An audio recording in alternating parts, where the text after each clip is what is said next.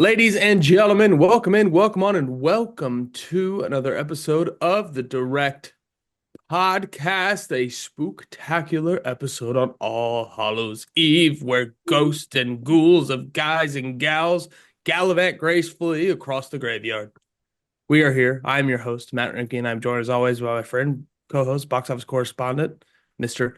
David Thompson. David Thompson, happy Halloween. Happy Halloween. It's October 1st.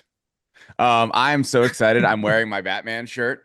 And Yeah, I love how immediately when it's Halloween now, everyone just references the opening monologue of the Batman and the yeah, element.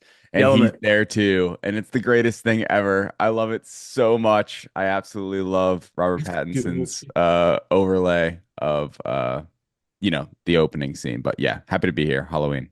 Happy to have you here. The monologue at the beginning of the Batman is my David Corn sweat.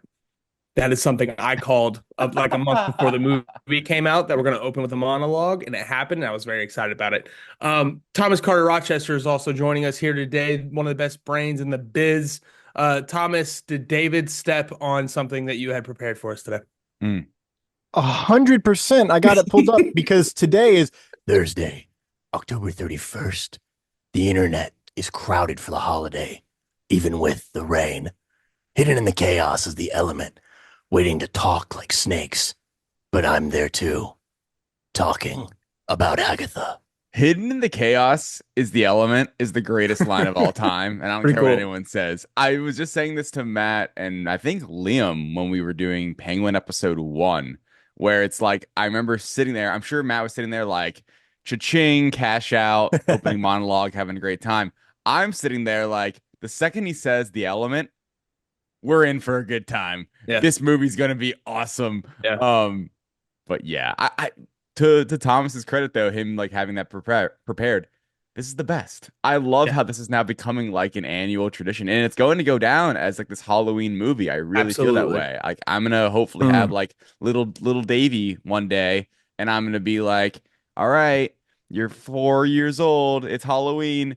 You're gonna sit down The and watch this Batman. 3 hour movie that Ah! opens in a very kind of grotesque way. That's a really Enjoy, that's have that's fun. a wild little kid watch for Halloween. Oh, They're it's not gonna pay happening. attention. They're not gonna pay attention. Um, Yeah, that's true. Hidden in the chaos is the element is the second best line in that movie because lest we forget about Happy fucking Halloween. Yes. Yeah. That actor Yeah, is, he goat. drops fucking Halloween in the Batman. And if I'm not mistaken, like less than a year later, he's saying, Shit. was it holy shit in Star Mhm. Wars? And I'm like, this Oh, guy, that's give funny. this guy all the money. First curse word in Star Wars, I believe. Like, Hmm. like, like, shit. Obviously, you can say PG-13, but we know what this is, right? Yeah. Yeah, he said it in the Batman. He said fuck, and in Andor, he said shit. That guy, what a run! By the way, What a Matt, run. I Generational. thought you were going to say the third best line or the second best line. Punch me in the Yeah, punch me in the face. face. Open Why your is this? We're eyes. acting as if this is the a Penguin review. We're here for Agatha. This is a Jonathan Wright podcast. Jeffrey Wright? This is Jeffrey Wright. What I say? Jonathan Wright. One of my coworkers. Shout out John. Um, but guys, we're not here to talk about the Penguin. We're not here to talk about Batman, even though we're here to talk about a pretty similar project. If you want to take a 30,000 foot view of it, you know what I'm saying? We're here to talk about Agatha All Along. Episodes 8 and 9, the finale spooktacular here on All Hallows Eve. Thomas Carter Rochester, we're very excited to have you here today. We know we're on a time crunch, so what we're going to do is dive right in. We're going to kick it off with overall thoughts on episodes 8 and 9, the finale spooktacular of Agatha All Along. As our guest, TCR, what are your overall thoughts on this final chapter of The Witch's Road? Part of the journey is the end. And I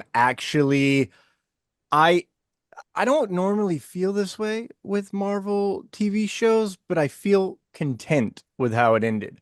Like, and not like, oh, I'm content. It's fine. Like, it wrapped up the story they were telling, which is rare. Did it open a door for the future? Sure. But it didn't open a door so wide that you're like, hold on now. Like, I Hmm. need a lot more answers.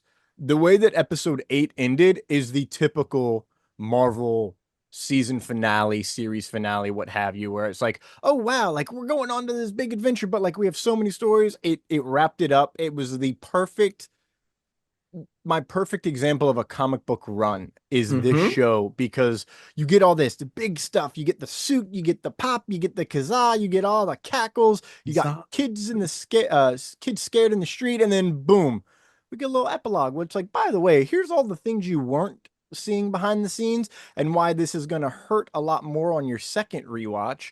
And it factors up, builds us right back up. It does the episode five, no, six thing where it tells the backstory of a character and then comes back with like back to present day, Oh, sure. like they did with Billy, and so they kind of Yeah. mirrored that here. And what we got after was also just like a feeling of resolution, and I'm very happy that we have that resolution. And I really enjoyed these last two episodes.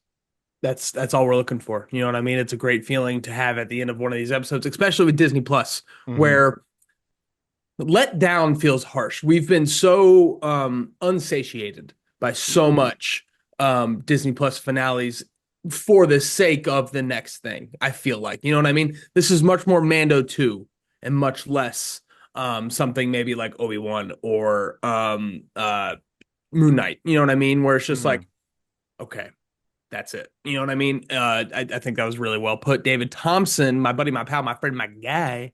What are your overall thoughts on the finale? Shout out the Obi-Wan finale. I like that show. Okay. You know what I mean. You I know what I know what you mean, mean. though. I do. I do. And honestly, I kind of feel that way about this, Really. unfortunately. Um, I have mixed thoughts, and like it's going to be really hard. So I'll keep it quick here and without spoilers, because for me, episode 8 was the finale, and I think that's an okay finale. And then episode 9, I enjoyed a lot as an epilogue, but that's kind of what it was for me. And I actually thought that I think maybe my hot take potentially is I think episode 9 is a really strong episode, at least especially the first half of it. Oh my gosh. Like I think it might be the best thing they've done. I think it's one of the best like sequences of MCU TV. That's how high I am on like at least the first half, like I said, of the finale. No spoilers.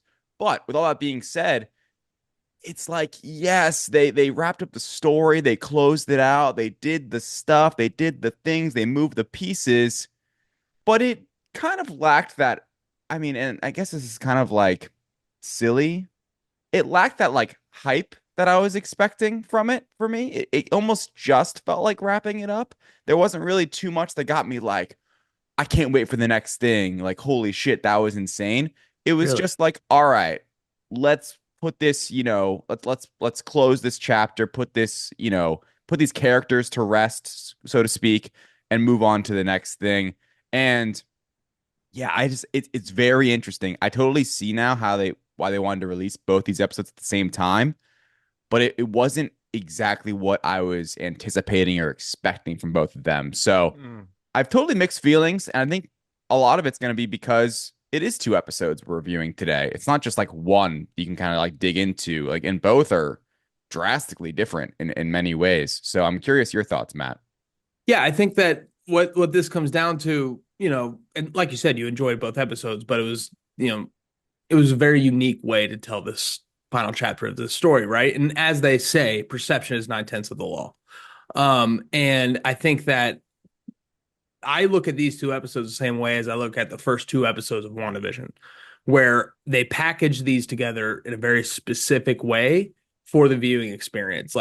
And I know it's semantics at the end of the day, much like the phases of the MCU. It's just marketing, right?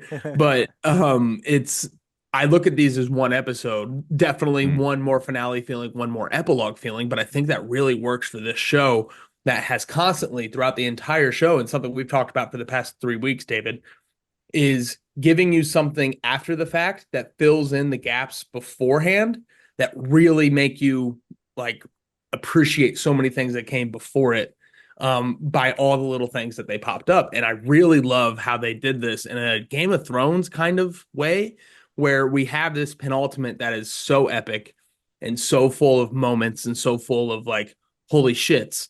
And Yeah. afterwards, we get to settle down and tie all those knots. And it's something again that we've talked about, pretty much since the Alice episode, in that I feel like this show is doing such a good job of taking its time to tell the story in a creative but also efficient way, in that the fact that we had these 2 episodes to tell this entire long story, I think is such a win for whoever planned out this storyboard. Because, like Thomas said, so many other Disney Plus shows, we would just get episode 8 and that would be it. But because they did the Billy reveal so early, because we got the trials the way we got them, we're able to go back in episode 9 and fill in some of the gaps that maybe we were left out. And I feel like those gaps being filled after the fact is such an awesome way to tell the story, especially when we just watched episode 8 right beforehand. It's one of those things, and shout out New Rockstars for pointing this out. It's one of if episode 8 came out and we had to wait a whole nother week for episode 9, we would have been on the edge of our seat, but in a bad way. These are answers to questions that we needed right away, and we got them. And they purposely did that, in my opinion. And I think it was, back to my overall thoughts, such an awesome way to wrap this up. And it fits so well with what this show has been the whole time, where it's like, gives you so many things up front, and then after the fact fills in the gaps in a very creative, twisted, mystery kind of way, which is what this show has been, a mystery the whole time. So WandaVision, right? It's so, for WandaVision fans like me, people who stand 10 toes down on WandaVision, this was such a satisfying thing. It did so many things that WandaVision did that made me love it, and it ties everything back in. This is such a WandaVision sequel, man.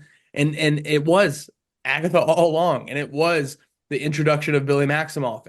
And looking forward, I think that we're going to get a chapter 3 in such an awesome way, and I can't wait to see what that ends up being.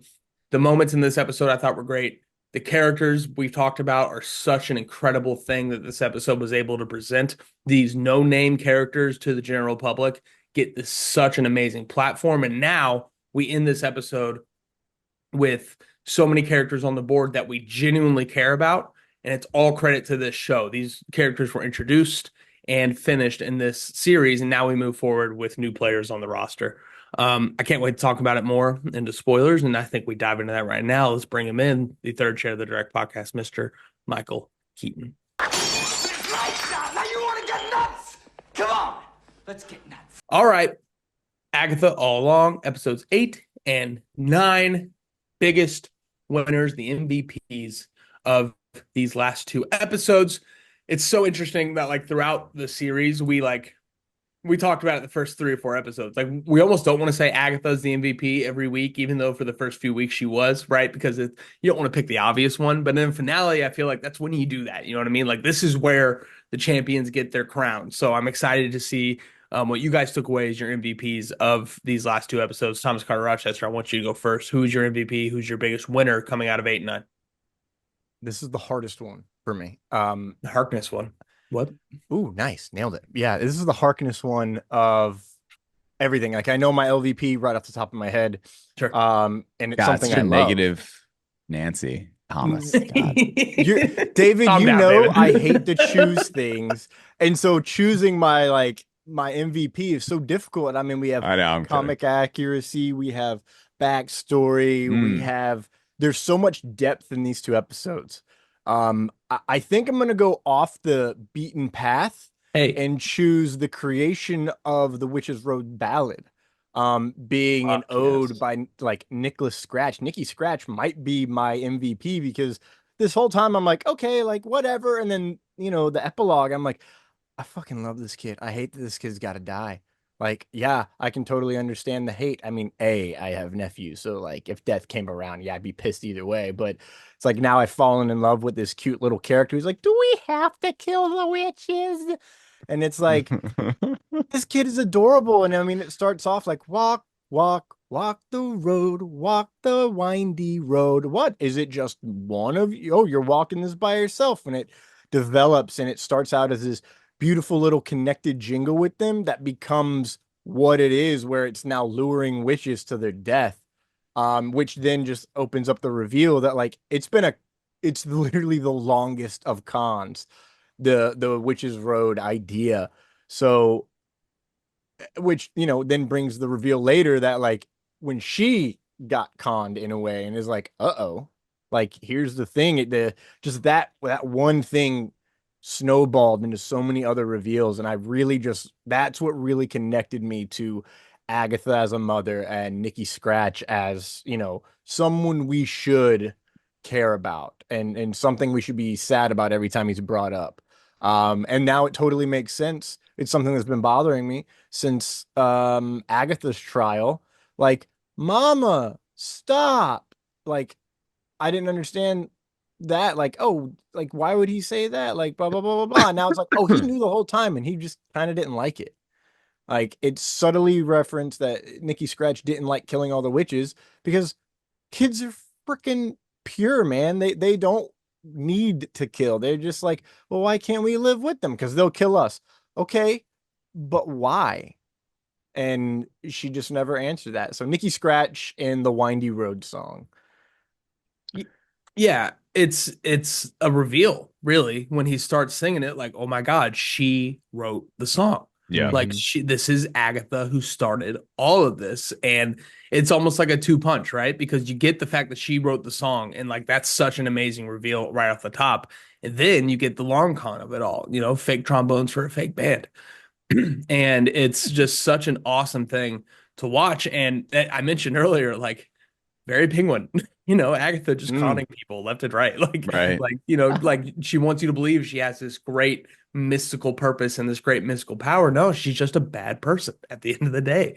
And I think like that was such an awesome anti-hero moment for Agatha, especially as we kept going through all the different eras of her doing this over and over and over again. And it was just such, like I said earlier, such a great gap filling moment from the rest of the show that adds so much depth to the song, so much depth to Nikki Scratch, so much depth to Agatha, this character that we have so much depth with already.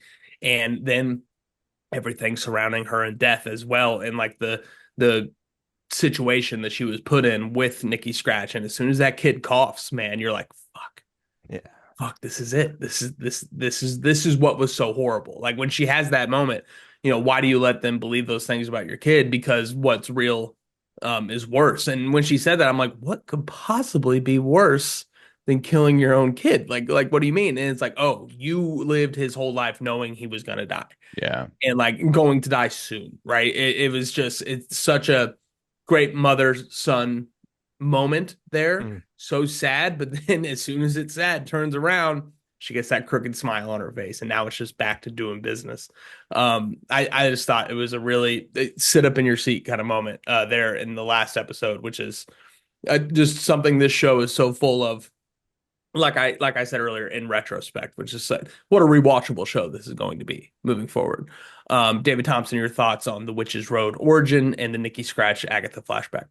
Yeah, I mean, going into this segment, my MVP was definitely going to be, like I mentioned in the non-spoiler section, the first half of this episode. I think it was phenomenally done in terms of just like setting up the story. We finally, I mean, literally, it's been since WandaVision. We've wanted to know what's happened with Nicholas Scratch with the son, right? Like we had Senior Scratchy and everything, and it lived up to the hype for me. I think like one thing that I think might go underrated for people is just like the filmmaking of it all, and like how when Aubrey Plaza appears, it's the most terrifying thing. And it was such like I love when shows can do this where they can kind of almost like genre bounce for a second. Like I felt like I was watching some like old-timey series for a second. This Mm. mom and this mother and son, and really invested. I Catherine Hahn's performance in all these episodes is phenomenal. And this section is immaculate. I love the kid too. He was a really good kid actor, Cute and kid. I was welling up. I genuinely like I had not been. It was the most moving section of this entire show for me, and that's amazing that they were able to pull that off. So huge kudos, Jack Schaefer, everyone involved did a wonderful job. Thomas. little button to my MVPs. I forgot, like he was made, his last name Scratch is because he was made from scratch, no Congrats. incantation, none of that. So it's like almost um like the fallen chosen one, like chosen to be there with Agatha, almost as if a lesson to teach her how to care, only for it to harden her heart further. So where now what they created together, this mother-son bond is now used in a twisted way to just kill everybody.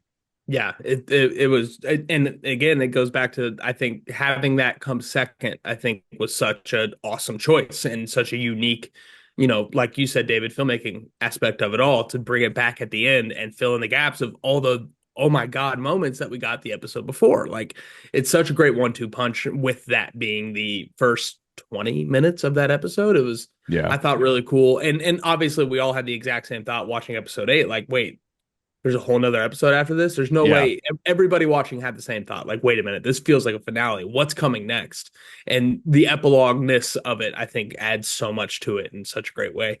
Mhm. David Thompson, your MVP. I want to let you know real quick. This is one of those situations where I have two MVPs down. If you don't say one of them, I will be naming two because Okay. it's so 1A, 1B for me at the end of this, and I'm really excited to talk about it. Yeah, I guess my only other MVP that stood out to me was, man, yeah, there's a couple in my head from episode 8 that are sticking out. I'm gonna go with the ending. I'm gonna go with the end of episode 8 where it's like it's me, like when Billy realizes that it was him that created the road. That So was cool. a really cool moment. Kind of wanted more out of it. Like, you mentioned Matt earlier where it's like, oh, if that had ended this episode, or it did end the episode and we had a week in between, that would have been nuts. It really would have. And I get like, but because even in the 30 seconds in between, I was like, holy shit, like here we go. Something crazy is about to happen. And we get that the epilogue and the flashback and stuff. So it's not exactly like what I was expecting. But I thought the ending of that episode and realizing that it was all him, and I thought that tie to Wanda and to WandaVision was really cool, where it's like, here we go again. Like so much like your mother. I mean, you created all of this. You made all of this up essentially. And I think it was in the next episode, right? In episode 9 when he's like crying, Billy's crying where it's like I killed all of them and all of Mhm. that. Yeah, it was the next episode. When she's like the ghost flying around and stuff. But yeah, I thought that was like a really strong way to end that episode. And it I don't know. I'm kind of mixed on the whole, and we don't get in this conversation, but I am personally mixed on like whether they should have broken these up. And I also question if they would have broken them up if today wasn't Halloween. I feel like getting all this out so you can stream Sure. the entire series by Halloween was kind of like a Disney mandate. Mandate's probably not the right word, but you know what I mean. Because I feel like there would have been a really cool like week. At least I noticed like, working the direct and writing and stuff. There would have been probably a pretty cool week of conversation about like what that meant. Yeah, the only pushback on that into the conversation it would have been the week. We would have been so focused on what is the finale going to be, Mhm. and less so on what are the questions that need to be answered, right? Because it felt so much like a finale, episode 8, man. It really Definitely. did. Especially with such a beautiful ending to that episode in general. Mm. And I was nervous going into episode 9. Like, are they about to undo this? Like, are they about to take away this Yep. amazing moment that we got? And I think they did a good job threading that needle. I had the And same thought. yeah, and back to Jack Schaefer as well. Like, uh, I can definitely see that being like a Disney quote unquote mandate in that, hey, get this out by Halloween because this is a Halloween show. But also, Definitely. like, Jack Schaefer knows what the audience is thinking, and having Mm. such a Halloween ass episode, like, Thomas, you said you felt like you were watching an old timey show. I felt like I was watching Thackeray from Hocus Pocus. You know what I mean? Like it has that Mm. Hocus Pocus vibe to it too. And I think that that's not nothing, especially when you're talking about, who's watching the show on Disney Plus. I was shocked that when this ended, the suggested watch afterwards was WandaVision and not Hocus Pocus. You know what I mean? Like I feel like that could have worked too. That could have been a fun decision that they would have made. Like, oh, you just watch this. Here's Hocus Pocus. And I think that definitely not an ode, but it had vibes, which I thought was pretty cool. Mm. TCR, the I'm sorry, David, what was your MVP? So my main one would have been The ending episode, I'm sorry, the Witches Road of it all. yeah, that's what I ended up on because Thomas had basically like the Nicholas Scratch of it all, but I mean my main MVP is definitely like the first half of that episode, just that entire story. I think that's genuinely the strongest part of the entire series to me. But then secondly, the end of episode 8, I think would be the MVP I would take. Sure. Sure. Not the MVP you want, but the MVP you'll take. Yeah, not the one we need right now, but Yeah. Matt, I'm curious. Oh shit, yeah. Oh yeah, there we go. Remix. We're mixing Uh, and matching today, ladies yeah, and we gentlemen. are. Hey, Put the man, Dark Knight theme in with Led Zeppelin. See what happens. I'm going to work as Thor. I'm already locked in, baby. Love it. So, Love it. Matt, I'm curious. Did he take yours? I feel like he did No, not. no, I got two, and I'm gonna name them both if that's okay. I love it. It's not okay. Okay, all Give me right. half of one. That's it. That's all you get today. Well, until next time, we'll see you then. No, man, Billy Maximoff. What a fucking legend, dude. Like, what a great hero moment for this character. What a great player we now have on the board, fleshed out, ready to be put into new stories. When Wiccan shows up again, we're all going to be excited. And I think this show did such a great job introducing this character almost twice, once as Teen and next as Billy. Everything that Billy went through in these 2 episodes, I thought is such an awesome character study for this tragic character moving forward, right? And there's so many layers to it. Like you said, David, the fact that he invented the Witch's Road and going through his room and realizing this is why we got the trials that we got. This is why we got the waspy wine drinking house because he's got that picture in his room. This is why we got the Laura Wu episode because he's got that poster in his room. The Wizard of Oz of it all, the moon poster, all those things. Witch shit, right? We talked about it this entire series. I love the witch shit. And there's no explanation to why this is so pop culture witchy until we get to his room and we realize this is exactly why. He's Wanda. He made this. And it makes that you're so much like your mother line hit so damn hard because that's when Agatha reveals that she knows. And then another layer to that, when the Witch's Road appears in front of Agatha after her con doesn't work, that fourth wall break where she looks at the camera, she's known the whole time. It was Agatha all along, man. It was such an awesome moment to see Wiccan realize what he's done. And then, on top of that, to come back in the Wiccan gear, which looked fucking sick, by the way. The crown looks amazing. The Navy suit, I think, fits a Young Avengers vibe. The off-the-shoulder hood, the fact that like one shoulder was wrapped up, so Thor, so awesome. I like the new costume. Yeah. The hood up at the end, man. Yep. Like I was gonna say the hood up look walking out, that was his best look of the entire series. Just Joe like Luck. Wanda. Yeah, Joe Right, Locke just like absolutely Wanda. crushed that moment and that Easter egg. And then you bring it even more forward to what I think is the highlight moment of this episode was in that what's that show? Black Mirror, in that Black Mirror room where they're bringing Tommy back. Like, what an amazing performance by Joe Locke there to go through everything he's going. Agatha helping him get to where he needs to go to bring Tommy back. And then we get such a messed up, just intense, morbid scene of this random kid dying. Yeah. And he goes through all of it. Like, he's being bullied, he's being drowned, they don't know, and then they add on to it. Like, he's got no family, he lives a horrible life. No one's going to miss him. Like, so sad. And then what I think is the, standout line of the episode, am I killing this boy just so my brother can live? Like, I agree. like, dealing with that. And Agatha pushing him through that barrier and pushing him through the, like, yes, like it's a sacrifice that you're making, but like, this is what you need to do to get Tommy back. And then they added all the context of who this kid was and why he is such a perfect vessel for what Tommy ends up being. 120 people every minute, go find him, go find somebody. Right. And he finds somebody and it's such a sad, tragic, but also like this is what he wanted kind of moment. And Billy dealing with that after the fact, when he has to go through, did I kill all these witches? Did I do this? Yeah. And then Agatha walking through, well, technically no. And Lilia sacrificed himself. I killed Alice. Deborah Jo Rupp was never supposed to be there. And all those different things. And then, well, you did save a life too. And then it brings it to Yeah. Jen, and just that whole moment was so intense. And what an awesome origin story for Tommy and Billy. Like when we finally get those two together, along with another family member who was put into another person's body, by the way. Like White Vision and Billy have a lot in common, guys. A lot. A lot. What's the ship? What's the um Ship of Theseus? Theseus? God damn, you're good. You're so good. You're so good at this. I love you for it.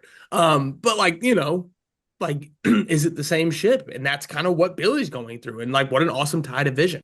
And what we saw with Vision at the end of WandaVision, I think it brings that up a little bit. Like this everything Billy in here was so satisfying and heartfelt and tragic and sad, but also they mixed in that MCU shit. It was epic. It had the hero moment. He comes in with the way that Maximoffs fly with their palms out like this, Yeah. like such a cool thing. And to see Jin fly away just like that at the end, like it was so great to see Billy get this moment and this amazing backstory. It reminded me a lot of Sylvie, when we found out exactly what Mm, Sylvie was. Like right. I grew up in the biggest tragedies in the world. Like that I think that's one of the coolest origin stories in the MCU. This is up there as far as like, secondary, tertiary characters getting their origin story.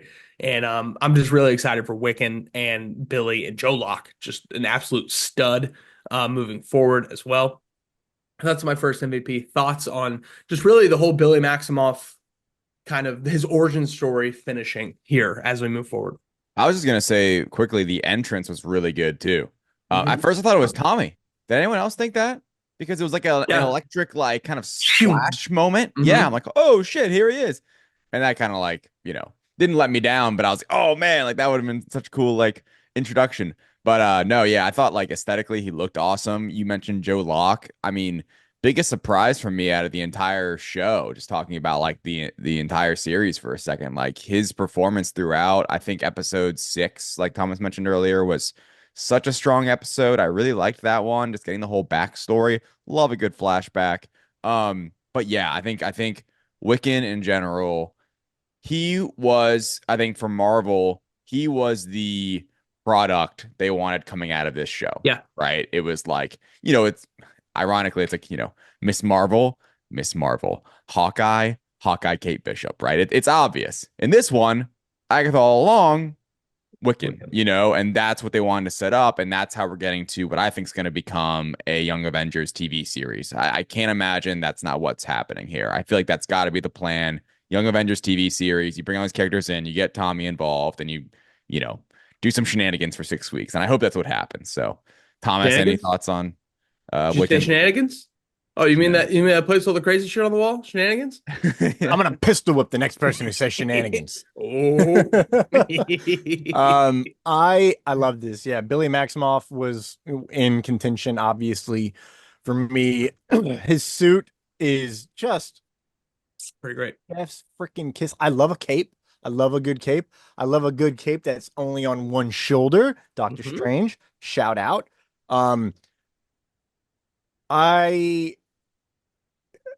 it was unexpected, I suppose, with how damn good his origin story throughout the whole series is, especially when you go back and rewatch. I don't know if you guys have done that, but I rewatched the first 7 episodes yesterday, throughout the day, getting work done, before the finale because I wanted to get that in. I was like, I feel like I need to. So happy I did. One of the things that I was thinking after the rewatch, and it's not my original theory, I'd seen someone say it, but after doing my rewatch, I was like, I'm buying in, and it's that Billy created the road because one of the first things he says is, "Oh, it's exactly how I always imagined it would look." So it's like Yeah. interesting. That's really weird that it's exactly how you imagine it.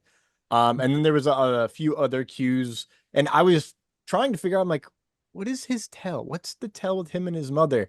And I mean, there are certain acting cues that are very similar, but I'm like, if he makes the road, that would kind of explain the tell. Yeah. And they pulled that off beautifully. Like mother, like son, and I'm really intrigued to see the if Tommy's gonna have like what Tommy's relation is going to be in terms of like mother like son or like father like son. How much personality and is he gonna have with the Vision? I mean, if he goes fast enough, if I mean I've watched The Flash. If you go fast enough, you can spread your molecules and go through a wall like a True. ghost. True. So hopefully we'll see. Yeah. It's and going back throughout the whole series, and they had this flashback moment, Agatha looking at the camera, knowing that Wiccan was doing all of this. When Deborah Jo Rupp died, I didn't think you had it in you. Like she was talking to Billy and she just winks. Yeah. And it kind of also explains, and it was really shown well in these two episodes, Agatha's quote unquote character when she's around Billy is so different than when she's around Death and just talking to Nicholas and all those things. She hams it up a little bit, just like Agnes did in WandaVision, to keep the illusion going. She wants to keep Mm. Billy away from realizing what he's doing, so she's playing into it, and just like WandaVision, so she can learn more information and get further and find that great vantage point as the con man she is. And I think that was also just another awesome layer. And you go back through it, the Billie Eilish moment. Like, we thought Billy was behind it all along. Who knows what, right? And it was Agatha playing Billy playing Agatha, and it was such a great level. And another moment before we got the reveal was Death cutting the backdrop out. And like what a weird moment that was. And like, oh my God, is this all a set? Is this all Yeah, fake? Who that built was interesting this? to me. This Yeah. feels like a trap, right? This feels like a trap for Billy. No, no, no. This is a WandaVision thing. This is the studio lights in the living room. This is all the little things that we saw in WandaVision.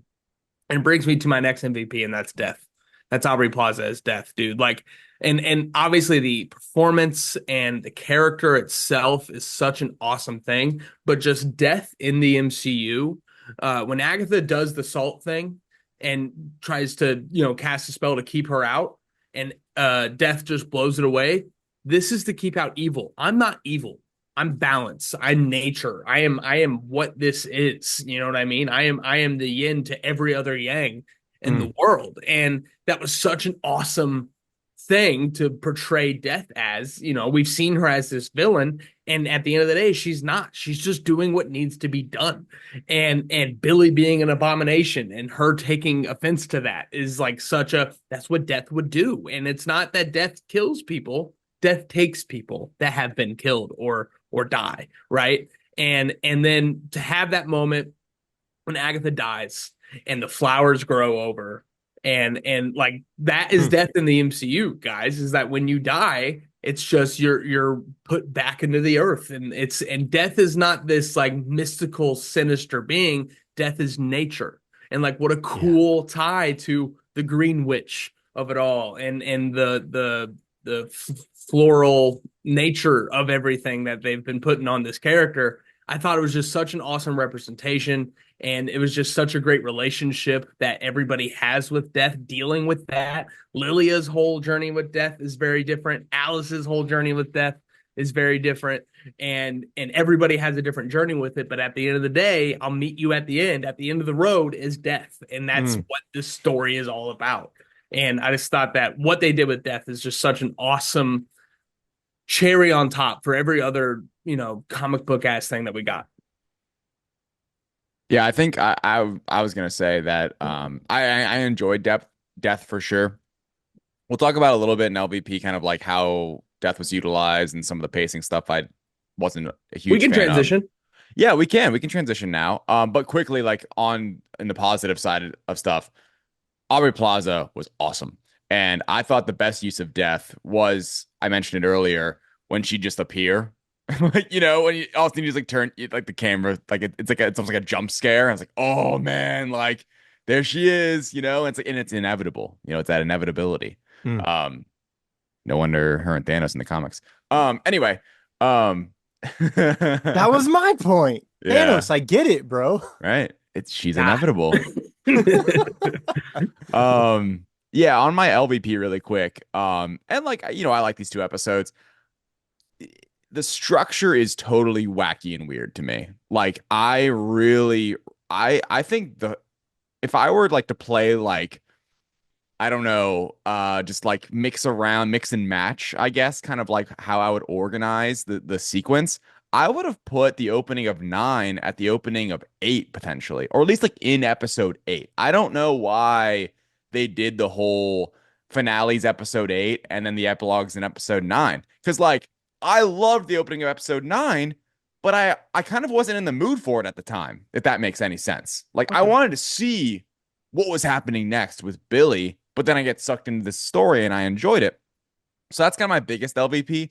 On the death thing, though, it also here's the point with the order of things too. In the moment, I get it now. Retrospect, hindsight 2020, cool.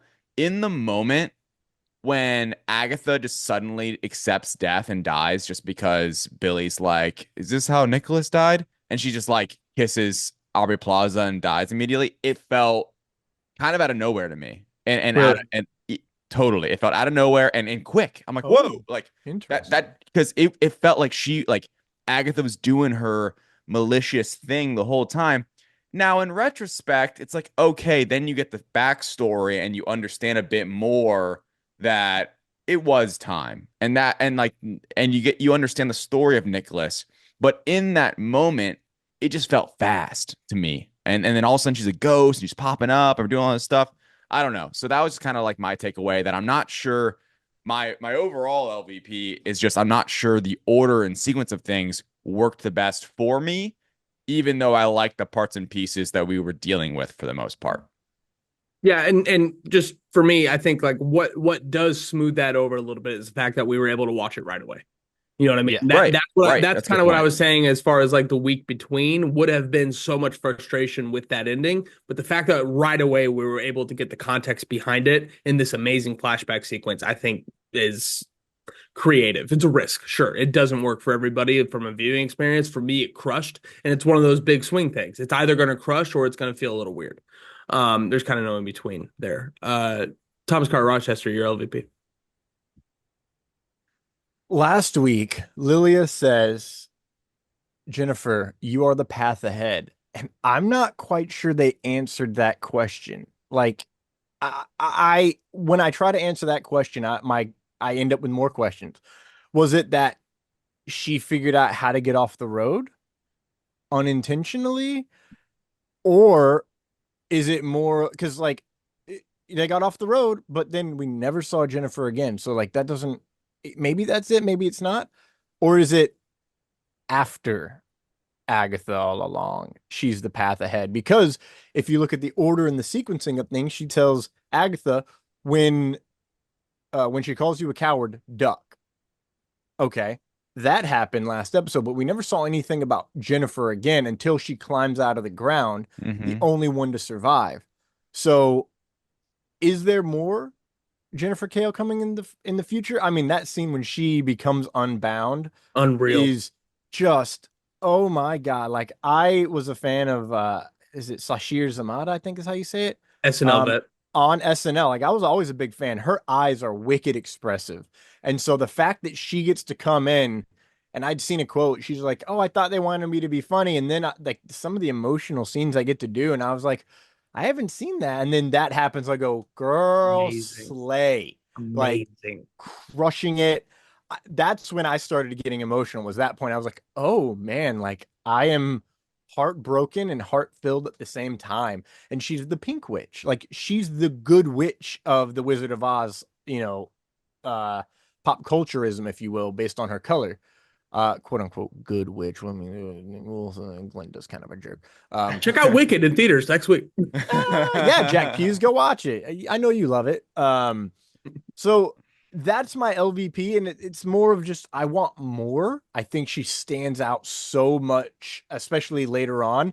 But I just don't know if they answered the "you're the path ahead" thing. Like that Right. is a huge. It's the only real major question I have left is that. Yeah. And I feel like it's the biggest, but also the like you said, the only like thread that really didn't get tied. She's the only character that didn't get to have that experience with death. She also didn't die though. You know what I mean? Like so it's Yeah. it's imbalanced, I think, more than it is wrong. Mm.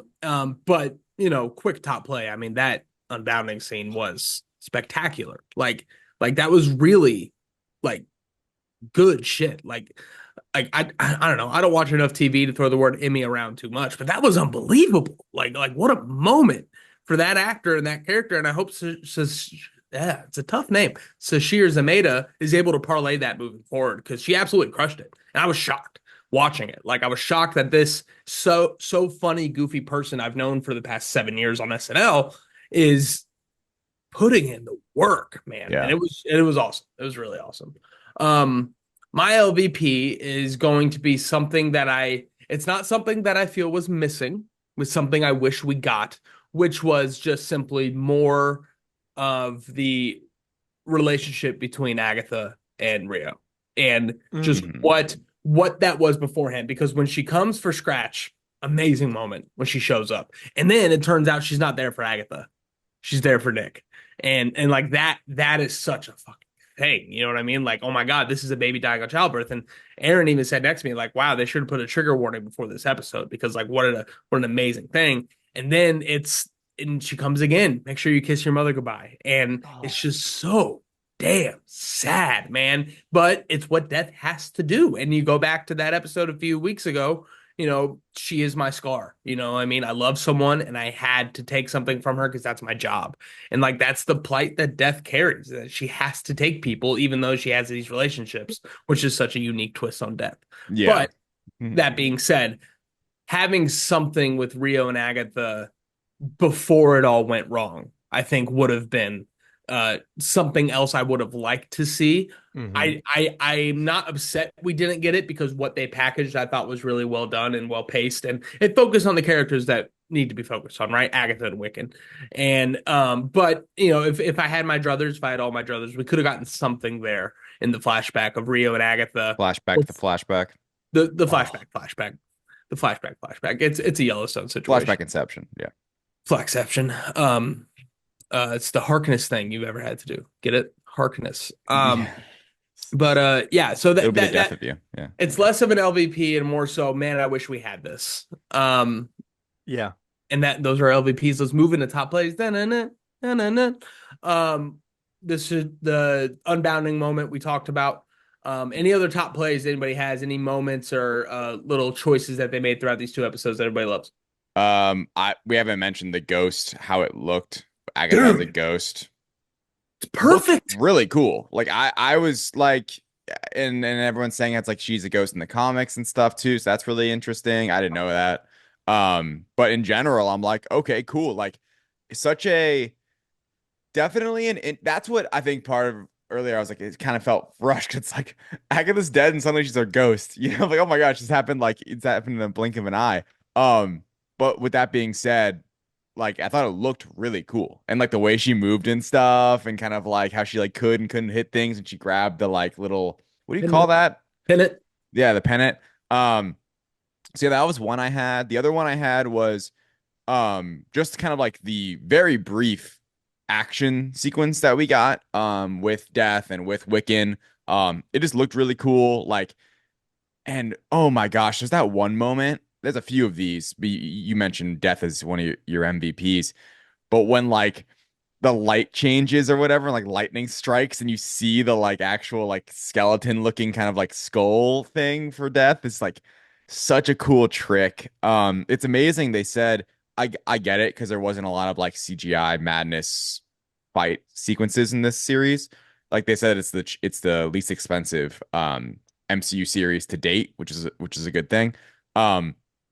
But man, do those moments like look really great. I was like, holy shit. The ghost, like all those things, like Wiccan at the end, his abilities, his powers, all that looked really awesome to me. And like for being the least expensive series, I think aesthetically it's not the worst one, right? Like they didn't try as hard as like Secret Invasion. But like they did a great job with what they had. And I think like for me, a top play that's grown on me since I honestly watched it was just like them heading out at the end for Tommy. Where in the moment I'm like, I kind of wanted to see this now, but if we get like an announcement soon of what's happening next, I'm gonna be fired up It's like, all right, Yeah. awesome. It's happening. We're going to be getting Tommy soon. So, any top plays for you, Thomas? Yeah, from one Tommy to another, I absolutely love there's so many moments. The fact that it is the cheapest Marvel Disney Plus show, Hmm. and it feels the most, it's up there with feeling the most lived in. It feels the least cheap, I would say. Like it may be the cheapest, but it feels the least cheap. There's a couple, the broom sequence, but other than that, Yeah, the brooms. that That's that's honestly stands out to yeah. me too. But you have one of those versus multiple of those in every other show where it's like, that doesn't really work. It looks a little weird. Um, where the others might feel a little bit more like The Flash, this felt more like Arrow, where it is grounded. And when they do add special effects, it makes sense and it fits and it looks good because they don't have a bunch of them that they got to spread the budget out on. Um, Death turning and seeing the skull at the end, and then Mm. it's like, you can go. I can't even do her voice. Like you get the real death, not the perception and the visage that she wants you to see, but who she truly Yeah. is. That was amazing. I wrote down in my notes. That's when I was like, Thanos, bro, I totally get it. Um, Yeah. I'm trying to remember what the other moment was for me. It was something. It was a small. Oh, it was opposite of what you're saying. Your LVP when Wiccan is about to, be turned over to death, then he just asks her, is this how Nikki went? And I think Mm. what works there is we've only ever heard him called her son, Nicholas, Scratch, right? And he uses the nickname Nikki. And at that moment, especially when we get the next episode, it is how he went. He wakes up, he sees her, and he just goes with her. Simple as that. Like in essence, that is what happened. Whereas and she just couldn't handle that. And I think it works really well, especially knowing the context going forward. But it made sense in the moment to me because we had one one moment of her and Nikki before that point, and that's, Mama, stop. And she's like, oh, that's my boy. And it just lingered with her ever since that point. And then, the kiss of death. I thought that was awesome. A great hero moment and not something I Oh, it was expected at awesome. All all. right. Yeah. It Yeah. was incredible. I'm sure they were hyped for that scene, Oh yeah. right? I mean, all those teeth, Was that first and day on set? Gotta get it out of the way. Break the tension. Obviously such an incredible sorry, cultural moment and great for representation and all those, like, so many people seen in that moment. So hot. So That's damn what hot. I'm, You know what yeah, I mean? that's what I was Three gonna straight say. white guys, very hot and passionate, but also sad as hell, man. Like that's Mm. the kiss of death. Like what Yeah. what a great way to do the kiss of death thing. Like what an awesome deal. Yeah, I think that was one of many top plays for sure. Any others? I mean, I have the just the kiss of death is what I was going to bring up, but also just the ending. Let's go get Tommy. That's a hype ass moment. Let's go. Let's go. Oh, Lord of the Rings. Uh, let's go hunt some. I don't know. Oh wow, this is showing that we're not Lord of the Rings I'm not people. gonna be able to help I with this one. Nope. I It's could not be least Lord of the Rings. okay. All right. Well, I'm just going to take that back. But no. So moving forward, though, the ending, we've heard across the board that Vision Quest is going to be chapter 3 of this thing. WandaVision, Agatha All Along, Vision Quest. Yeah. I think so clearly Vision Quest is going to bring White Vision back. And then now we're going to deal with finding Tommy. And I think Vision Quest turns into this more mystical thing, but also adding Vision adds that, robotic nature to it, which is what makes the Wanda and Vision relationship so incredible in the MCU. It's going to bring those elements together again. And it's going to be about finding Tommy and Agatha being there as the ghost. It's funny, we talked about it in the Venom Last Dance review, David, but the Crash Bandicoot, the little mask floating alongside, Yeah. helping. And like, what a Right. cool duo. Like the fact that we get these two now moving forward, like what an awesome player on the board moment for them. And it's something that I'm so excited to see more of. And moving into final thoughts for this whole series, Jack Schaefer. Those are my final thoughts. Like, what an amazing storyteller, what an amazing creator of characters, but also just plot and weaving those two things together, which weirdly enough, so many comic book movies and shows have a hard time weaving the characters and plot together in a meaningful way. She not only does it, but does it in like unique, tricky, weird ways.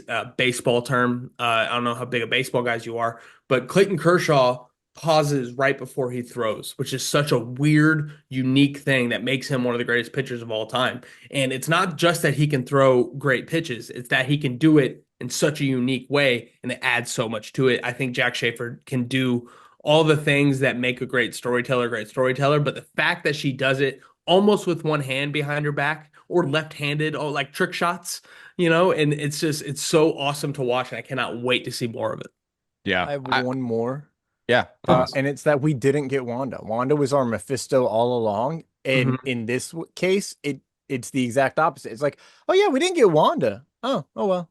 Like as opposed to, where's Mephisto? I can't Right. believe it didn't show up. It's like, Ralph wow, Boner, what the his name is Randall. Okay, Randall. f- And I question if his last name is Boner. Like, did she just like it so much that she kept his name in the damn hex? Like, Boner family reunion, pitch a I tent. know. Hey man, that could have been created by a witch and it just be manifested. I don't know. That's how Billy is Horny alive. witches. So Horny, fucking horny. bitches.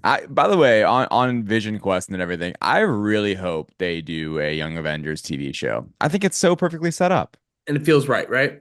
Yeah, and you got to do it now too. 'Cause these kids are gonna get older. Like we're gonna get into we're gonna get out of the multiverse saga. We're gonna get Avengers movies. Like I would love to see a Young Avengers series in like spring of 26 before the adult Avengers kick in, I guess, or whatever. Like I feel like it That'd would be be. cool.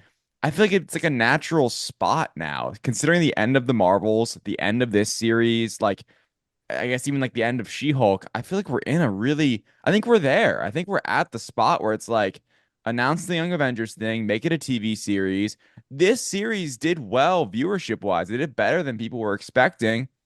And maybe that'll be the green light because I don't know. Like, I think that would be more interesting than just seeing what happens with Billy and Tommy and Vision Quest, Mhm. even though that probably will. Like, Yeah. I think you're correct, Matt, because that is like the part three of this WandaVision trilogy we have going on. But I kind of want like, you know, to get Kamala and to get Kate like in the mix and get kind of just like get more of the fun, right? Out of it than just kind of like the mystery. And if you look at it outside of Cassie, every young Avenger on the board right now was introduced on Disney Plus. You know Mm. what I mean? Miss Marvel, Hawkeye, Falcon Winter Soldier, She-Hulk, like you said, this, and Yeah. one of together, Kid Loki, even if you want to get there. Outside of Cassie, which obviously was introduced 2015. So like, she wasn't going to be introduced on Disney Plus. But I think that is so in line and exactly what we're going to be getting is a Disney Plus Young Avengers show, and it has phase one vibes. We have had genuine, like succinct character building stories for each of these characters, bringing them together. We do not have to dive further into who these people are. It goes into now how they act together and who they are together as a team and the dynamics and the relationships that come with that. Yeah. It's so exciting. Do you think that we get another story of Agatha and Wiccan trying to find Tommy, or does Tommy just happen to pop up in Young Avengers already have been found by somebody else? And that's when we're introduced to Tommy as viewers is in Young Avengers, because isn't that how they meet in the comics? Is on the team? Yeah, they come across Tommy as the Young Avengers are already a thing, and they come Mm. across Tommy, and then wow, you guys could be twins, and that's kind of the whole conversation, and then it ends up being actually Super Skrull who tells them that they are the not only twins, but they're the sons of the Scarlet Witch, which I can't wait for all of that as well, going into how we get Wanda involved. But to your question though, I think Vision Quest is where we get Tommy. I think Mm. Vision Quest will be the Vision and Tommy show, and obviously Billy and Agatha will be involved. That's my prediction, especially just given on what we've heard about Vision Quest being the part three to this whole story, and I cannot wait to see it wrap up, man. Because so far, I mean, two of two so far with the Children's Crusade story that we're doing, and on Children's Crusade, It's a 7-part series on Marvel Comics. I'm reading that. Like I've never read it. I'm going to read that because I cannot wait to see how this plays out compared to the comics, with Agatha being where she's at and Wanda's being where she's at and now Billy being where he's at. Everybody's at such a good spot in the Magic's realm of the MCU, and I can't wait to see how this all plays out going into everything else going on, especially with Doomsday and Secret Wars coming in. What great pieces to add to the team, man. It's just such a it's so perfect, and I'm really excited to see how it all plays out because I we'll talk about it at the end of the year, but Jack Schaefer is going to get her name on a list, and it's going to be a great list and a list that we very much appreciate here at the Direct Podcast. That is Agatha All Along, everybody. Any final thoughts that we didn't get to, David? The only other thing I would just add quickly, and we'll rank next week Yeah, certainly. yeah. So that'll be more of like a retrospective and we can sit on it and stuff like Mhm. that. But I think this series in general and these two episodes are a good example of that.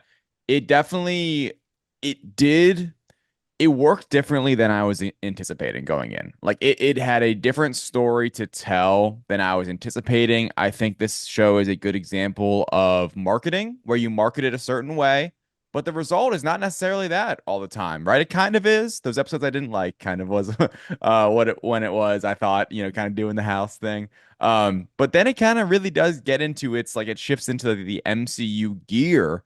I think more than maybe people were expecting with this one, or at least more than I was expecting. So, yeah, I would say overall, like pleasant surprise, I would say from Agatha All Along for me.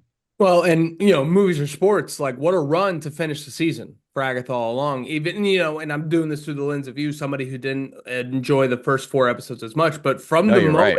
from the moment we get the Billie Eilish song, when we get the crown for the first time, from then on, it has been banger after banger after banger. A month of it. For the last month, Agatha All Along has been, dare I say, peak MCU TV. And that is such an amazing thing for a show that was sold to us and in the first half showed us something so goofy and fun and spooky, and it didn't lose that throughout, but it kept adding so many different tools to the tool belt, and it's going to rank very high for me. I'm very excited to do the rankings next week. Thomas Carter Rochester, thank you so much for joining us today. Where can people listen to you talk about the universes they love? You can listen to me talk about the only universe that ever existed in my heart until I watched Spider-Man like 2 years later. That is Star Wars. Reckless Rebellion. We are on all your podcast platforms. You can find us on Twitter at Reckless Rebels, RECKLESSREBELS. Head on over to Instagram, add one extra S to the end of that, and you get some extra little clippy clips there. Last week's episode was Star Wars Jeopardy. I will not disclose who had negative points, but I was correct. Someone ended up with negative points. And you can find me on all social Should have heard these media questions, Matt. Should have seen them. Oh, I've watched, I've listened, Oh. I've engaged. I'm not going to spoil it for anybody, but it was an incredible episode. Well done by you, TCR. Thank you. Thank you. You can find me on all social media at TC Rochester Act, TCROCHESTERACT. And really quick, this is a day later, but happy birthday to my girlfriend. Her birthday was yesterday. Beautiful. Can't wait to see her tomorrow when we start our vacation. Vacation. Vacation. Last thing. Happy tomorrow. Happy vacation. Matt, are you excited to celebrate Christmas tomorrow? Are you putting up the lights, getting the tree up? Breaking out the gingerbread?